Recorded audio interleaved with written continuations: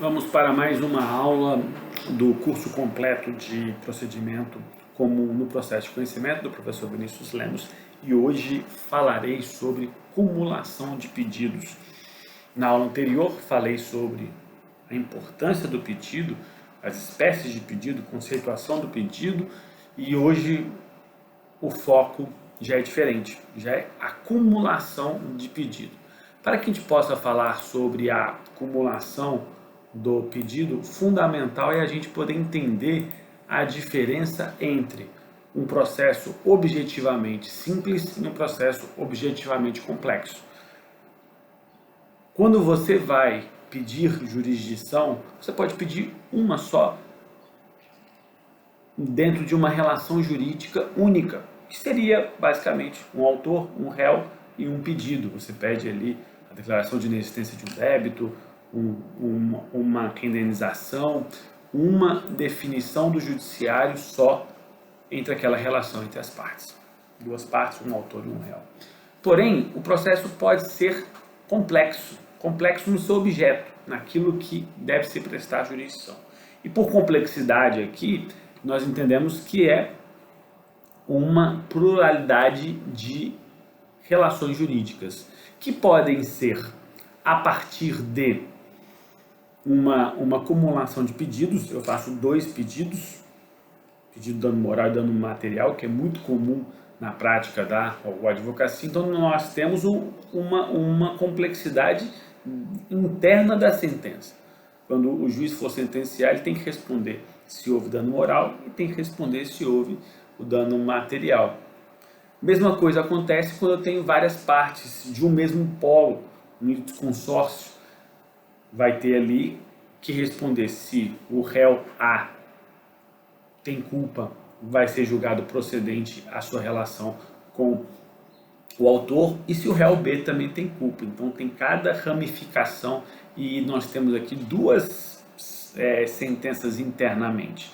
Se o réu A vai ser condenado em relação ao autor e se o réu B vai ser condenado a realizar aquela obrigação. Então isso que é um processo objetivamente complexo, onde não se discute uma só relação jurídica, várias relações jurídicas. E essa complexidade da ação, do processo, podem vir de duas formas: cumulação de pedidos ou cumulação de partes. E os dois estão interligados à petição inicial, num primeiro momento, ao menos, com a petição inicial. Por quê? Porque se é na petição inicial que eu delimito, como vimos na aula anterior, a jurisdição, eu posso delimitar a jurisdição sendo simples ou altamente complexa, com vários pedidos, e é muito normal que se faça isso, vários pedidos aqui, inexistência de débito, com dano moral, com dano material, e assim sucessivamente. Então, nós temos aqui a acumulação de pedidos ou acumulação de partes.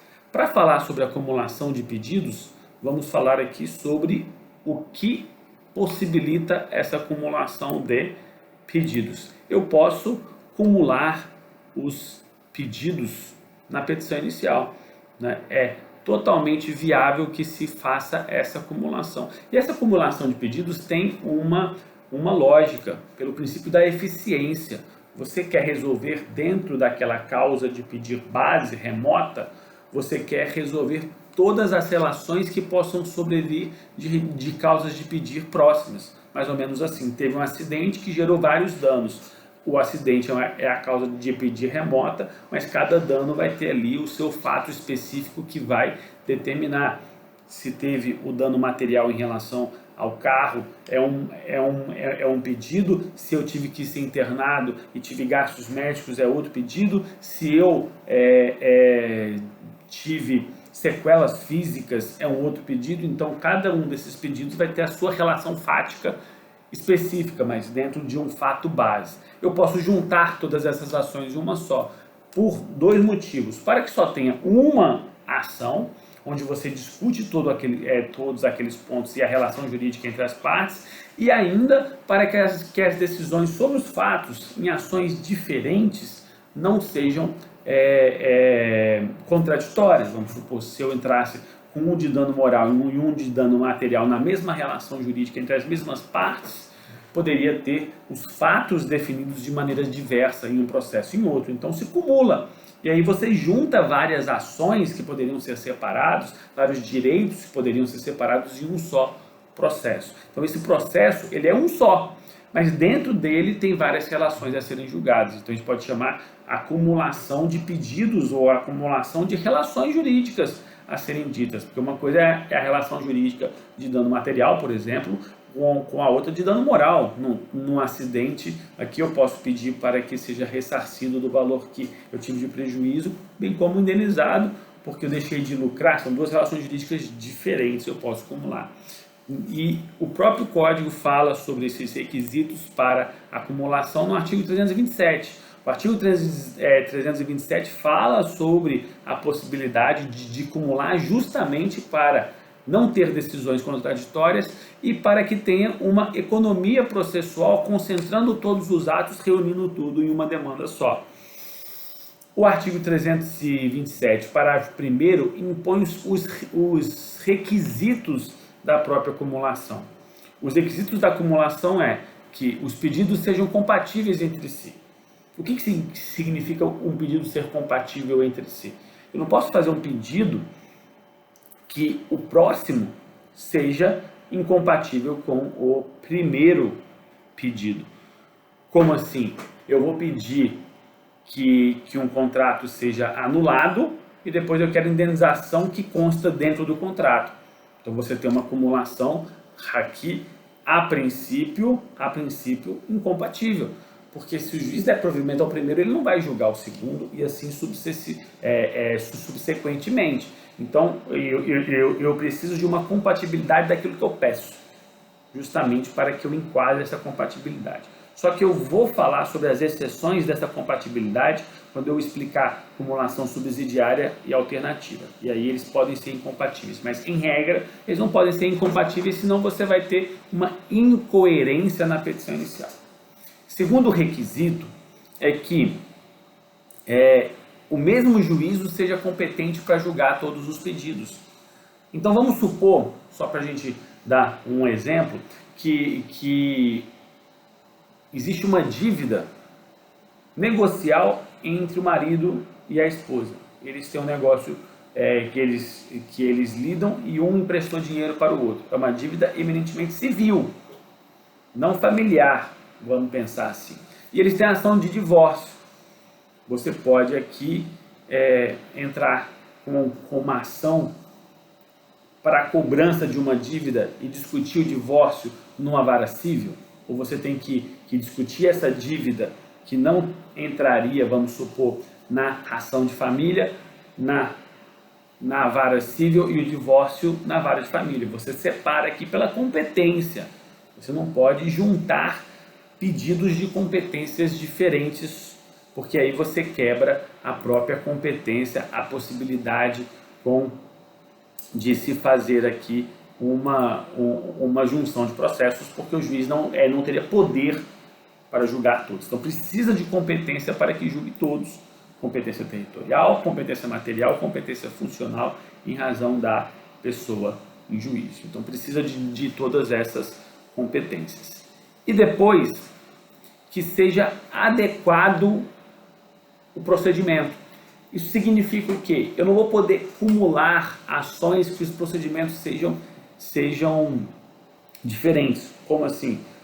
Nós temos o procedimento especial, que são vários procedimentos especiais: consignação em pagamento, possessória, inventário, partilha, embargo terceiro, oposição, e nós temos o procedimento comum, que é basicamente o que nós vamos ministrar no curso inteiro, como que funciona o procedimento comum.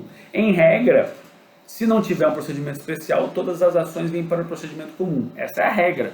Só que, diante dessa regra, diante dessa percepção, nós temos que imaginar: não dá para você juntar procedimentos que sejam incompatíveis. Um procedimento especial que seja incompatível com um procedimento comum em dois pedidos diferentes. Então, um exemplo: eu não posso, dentro de um processo de inventário que é bem rígido e específico, acumular outros processos entre os herdeiros ali.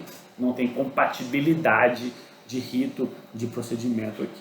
Então precisa cumprir esses 3 aqui e que tenha uma conjunção, né, para que você junte todos esses processos, né? Não precisa que entre as partes se fale sobre as mesmas coisas. Como assim? Eu posso ter 2 assuntos diferentes, 2 causas de pedir mesmo.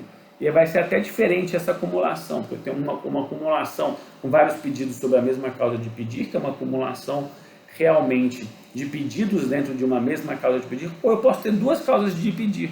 Vamos supor aqui uma dívida de um contrato e uma dívida de outro contrato, são totalmente diferentes até na causa de pedir, sem nenhum problema em relação a isso. Depois tem o parágrafo 2º do artigo 327, fala, olha, apesar dos procedimentos terem que ser compatíveis, pode ser que você pegue um procedimento especial que ele possa ser utilizado no procedimento comum. Isso é muito comum, dando um exemplo, na prática, da ação de consignação de pagamento. Você pode entrar com uma ação comum, num pedido, e cumular ele com a consignação de pagamento, trazendo os subsídios da consignação de pagamento para o procedimento comum. E essa técnica de especialização que você pega o que é diferenciado no procedimento especial e traz para o comum. Essa é a adaptabilidade do sistema, não tem nenhum problema que seja realizado desse modo. Depois, vamos para as espécies de acumulação de pedidos. Nós temos a acumulação de pedido própria e a imprópria, né? Então, a própria e a imprópria.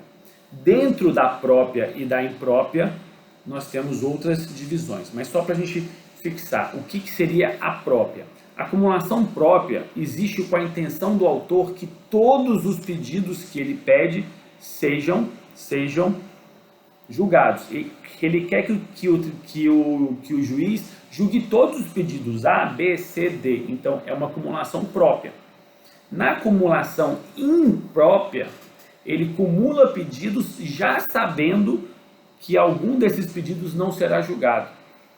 E aí ele coloca como se fosse um leque de pedidos para que seja prestada uma jurisdição. Ele não quer que todos os pedidos sejam julgados. Então, própria, todos os pedidos sejam julgados. Imprópria, só um ou alguns dos pedidos. Alguns ficaram sem a jurisdição, e aí eu vou explicar, quando eu explicar suas espécies ali, vai ficar mais fácil de poder visualizar. Mas essa aqui é a separação entre própria e imprópria.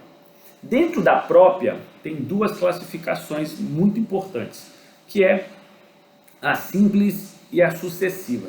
Na acumulação simples, os 2 pedidos ou mais que foram feitos na demanda têm total independência entre si, não importando o resultado de um pedido para que seja julgado o outro.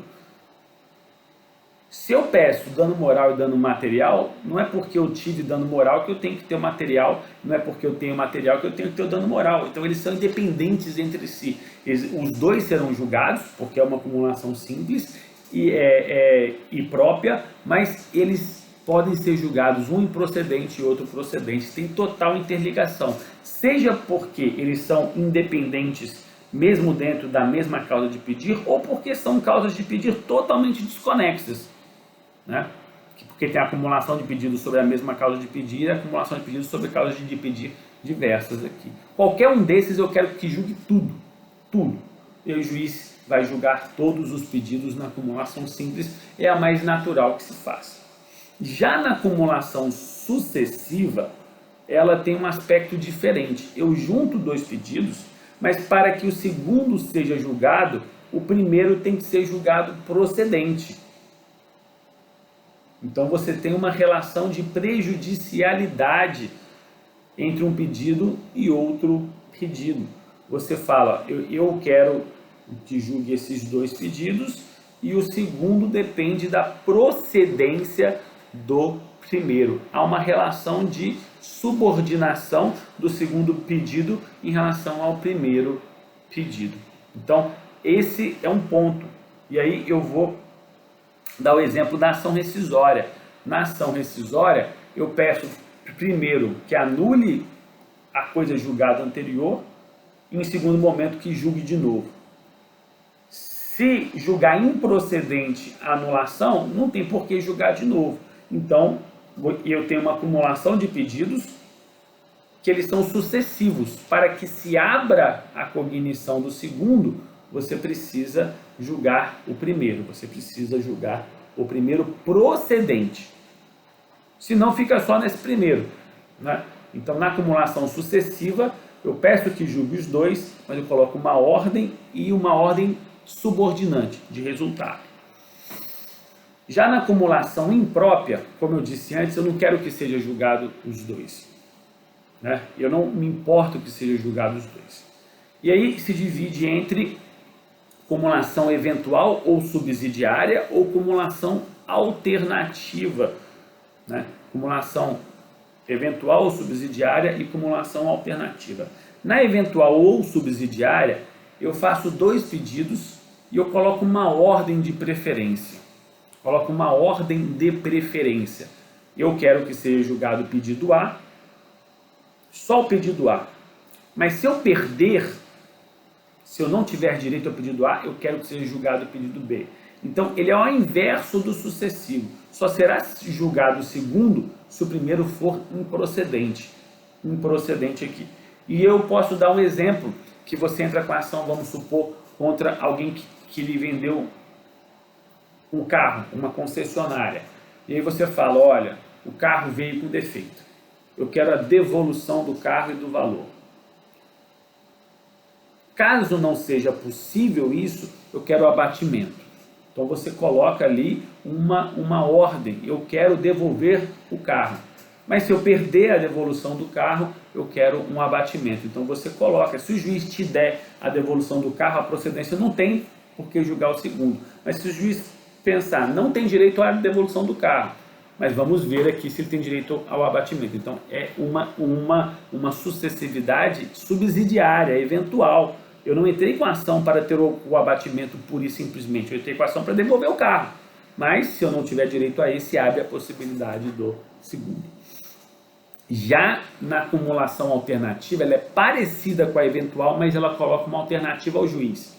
Enquanto na subsidiária ou eventual eu coloco uma ordem, eu quero a devolução do carro e se não der, eu quero o abatimento, na acumulação alternativa ela é parecida. Só que ela diz o que? Olha, eu quero devolver o carro ou o abatimento. O ou que é a diferença. Porque eu coloco para o juiz que eu me satisfaço com qualquer uma das duas possibilidades. Pode ser tanto uma quanto outra, e para mim tanto faz. Eu coloco essa possibilidade em relação a, pode ser a devolução do carro e pode ser o abatimento. O que vier está no lucro, não posso ter os dois. E não coloquei ordem entre um e outro. Então, o juiz analisa os dois e me fala sobre um. Se ele for julgar improcedente, tem que julgar improcedente os dois. Mas ele não vai precisar aqui na procedência julgar os dois.